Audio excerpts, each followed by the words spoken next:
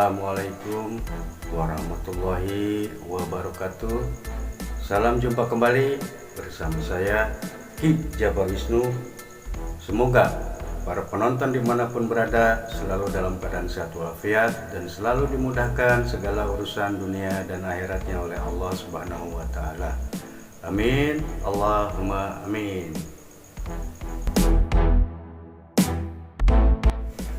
Pada episode yang ke-76 ini, saya mohon izin ingin berbagi kembali tentang cerita dialog batin saya tentang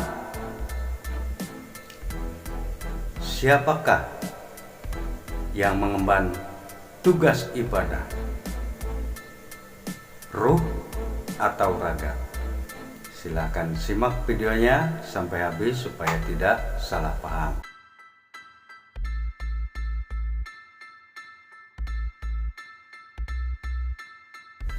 Sebelumnya saya mohon maaf yang sebesar-besarnya bahwa di sini saya hanya sebatas cerita, tidak bermaksud untuk menggurui atau tidak sedang mengajarkan sebuah ajaran atau sebuah aliran, atau juga tidak sedang mengupas sebuah kitab, tetapi saya hanya bercerita tentang pengalaman diri pribadi saya dalam berdialog batin, hasil perenungan, hasil meditasi atau hasil itikaf atau semedi.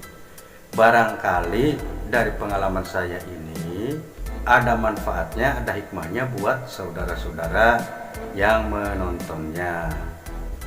Selamat menyaksikan.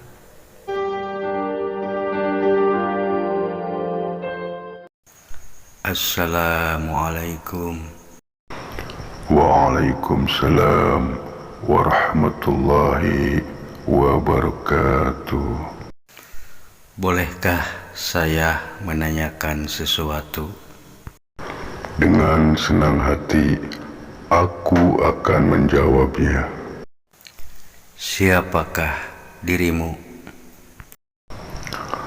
Aku adalah kamu dan kamu adalah aku. Jelasnya bagaimana? Saya jadi bingung. Setiap manusia mempunyai dua badan, yaitu badan lahiriah atau disebut raga dan badan batiniah atau disebut roh. Badan raga berasal dari ibu dan bapak, dan badan roh berasal dari Allah langsung, yaitu dari alam roh, dimasukkan ke dalam jasad si jabang bayi ketika usia 100 hari dalam kandungan. Kenapa kamu ada di dalam tubuhku?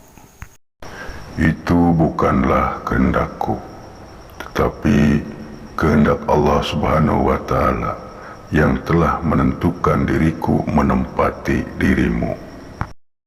Bisakah kamu ceritakan lebih gamblang tentang dirimu? Pertama, ketika di alam ruh, semua ruh pernah ditanya oleh Allah Subhanahu wa Ta'ala. Tertuang dalam Al-Quran di surat Al-A'raf ayat 172. Bukankah aku ini Tuhanmu? Lalu para ruh menjawab, benar, Engkaulah Tuhan kami. Itulah pertama kalinya aku bersaksi, tunduk dan sujud kepada Allah Subhanahu wa Ta'ala.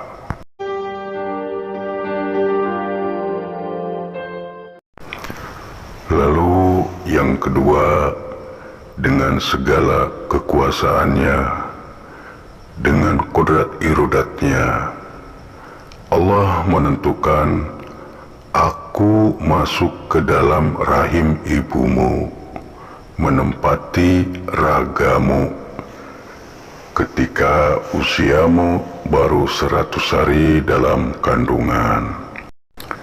Dan Allah tentukan takdir hidupmu, hingga aku berpisah meninggalkan dirimu. Lalu yang ketiga, setelah Allah tentukan waktunya, kamu terlahir ke dunia ini. Makanya aku ini ketitipan badan ragamu sampai waktu yang Allah tentukan. Kelak nanti ajal tiba, aku akan meninggalkanmu. Kemudian yang keempat, aku akan pindah tempat, yaitu ke alam barzah, yakni alam penantian, datang kiamat tiba, hingga waktu yang Allah tentukan. Kemudian di fase kelima, yaitu setelah kiamat tiba, aku masuk ke alam akhirat, di mana di sana nanti aku akan dihisab oleh Allah dengan segala amal kebaikan dan keburukanku. Apakah aku akan menempati surganya atau akan menempati nerakanya, tergantung dari keberhasilanku membimbingmu selama hidupmu di dunia ini. Hidupmu adalah hidupku, tetapi hidupku bukanlah hidupmu, karena hidupmu bergantung kepada napas, dan aku bergantung kepada kekuasaannya Allah SWT. Ujianku adalah ragamu, dan ujianmu adalah 4 nafsumu, dari amarah, luamah, sawiyah, dan mutmainah. Lalu kesadaranku berada pada rasa hatimu, dan kesadaranmu berada pada akalmu. Bukti adanya aku pada dirimu adalah kamu dapat melakukan aktivitas apapun sesuka hatimu. Tetapi bila aku sudah pergi meninggalkanmu, maka kamu akan terbujur kaku, dan disebutnya jenazah atau mayat. Itulah perpisahan antara aku dengan kamu, dengan waktu yang Allah tentukan.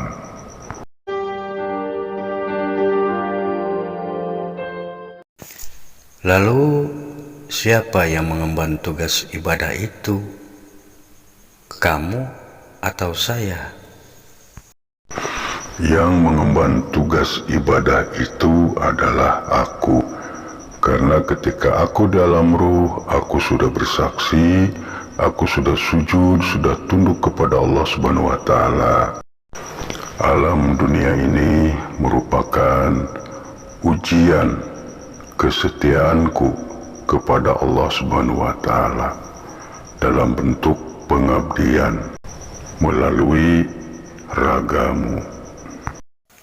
Jika yang diutus ibadah itu adalah kamu, kenapa tidak kamu dalam wujudmu saja? Kenapa harus menggunakan ragaku? Yang pertama, ragamu adalah bagian dari ujianku. Bila aku tidak menggunakan raga, berarti aku masih di alam ruh. Artinya aku belum diuji. Karena dalam tubuh manusia ada 4 nafsu. Bila mana aku mampu mengendalikan 4 nafsu tersebut, maka derajatku di atas malaikat. Tetapi bila aku tidak mampu mengendalikan 4 nafsu tersebut, maka derajatku lebih rendah daripada binatang. Yang kedua, dunia ini merupakan medan pertempuran atau medan peperangan. antara kebaikan dan keburukan. Bila mana aku tidak mampu mengendalikan 4 nafsu tersebut, berarti aku termasuk golongan pasukan Izazil atau iblis laknatullah.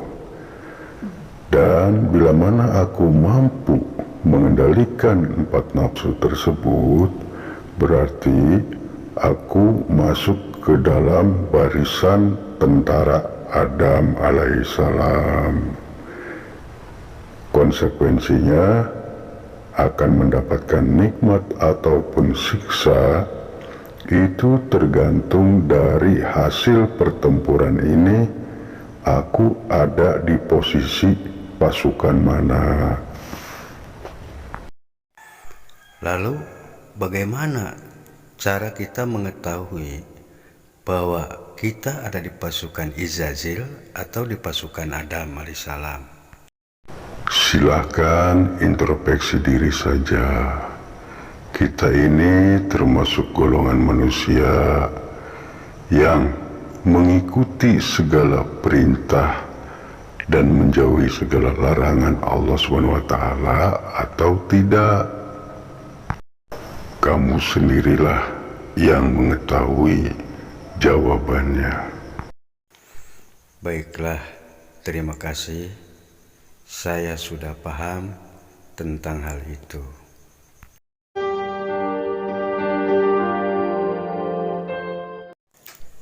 Satu pertanyaan lagi. Jika Allah Subhanahu wa Ta'ala itu Maha Pengasih dan Maha Penyayang, kenapa hidup saya susah dan susah terus? Silahkan renungkanlah firman-firman Allah Subhanahu wa Ta'ala dalam Al-Quran. Yang pertama, Quran Surat Al-Kahfi ayat ke-7. Sesungguhnya kami telah menjadikan apa yang ada di bumi sebagai perhiasan baginya, untuk kami menguji mereka siapakah di antara yang terbaik perbuatannya. Lalu di surat Al-Baqarah ayat 155 yang artinya, dan kami pastikan akan menguji kamu dengan sedikit ketakutan, kelaparan, kekurangan harta, jiwa, dan buah-buahan, dan sampaikanlah kabar gembira kepada orang-orang yang sabar. Lalu di surat Al-Baqarah ayat 286 Allah berfirman yang artinya, Allah tidak membebani seseorang melainkan sesuai dengan kesanggupannya. Ia mendapat pahala dari kebajikan yang diusahakannya.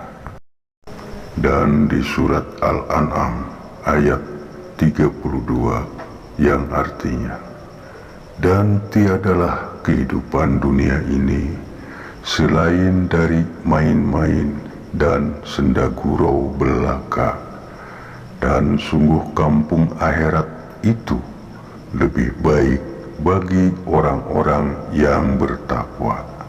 Maka tidakkah kamu memahaminya? Dalam surat Al-Ankabut ayat 64 Allah berfirman yang artinya, dan kehidupan dunia ini hanya senda gurau dan permainan, dan sesungguhnya negeri akhirat itulah kehidupan yang sebenarnya. Sekiranya mereka mengetahui. Lalu di surat yang ke-64 yaitu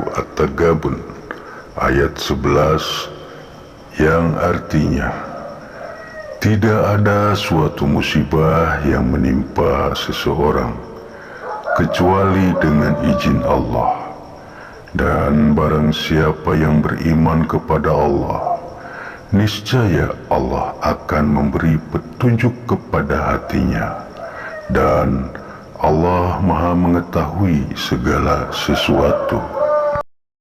Kemudian di surat Al-Nasr ayat 5, 6 dan ke-8 yang artinya, karena sesungguhnya sesudah kesulitan itu ada kemudahan. Sesungguhnya sesudah kesulitan itu ada kemudahan. Dan hanya kepada Tuhanmu lah hendaknya kamu berharap.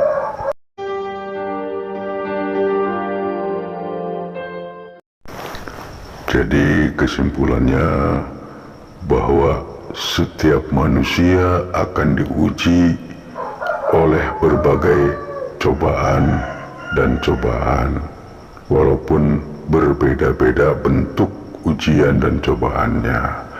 Ada yang diuji dengan harta, dengan pangkat, diuji dengan penyakit, diuji dengan jodoh, diuji dengan rizki, dan berbagai macam bentuk ujian-ujian.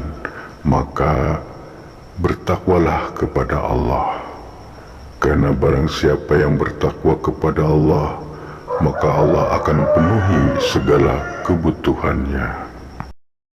Baiklah, terima kasih dengan segala jawaban-jawabannya. Assalamualaikum warahmatullahi wabarakatuh. Waalaikumsalam warahmatullahi wabarakatuh. Demikianlah pengalaman dialog batin saya yang dapat saya sampaikan. Mohon maaf atas segala kekurangan dan kesalahan diri saya.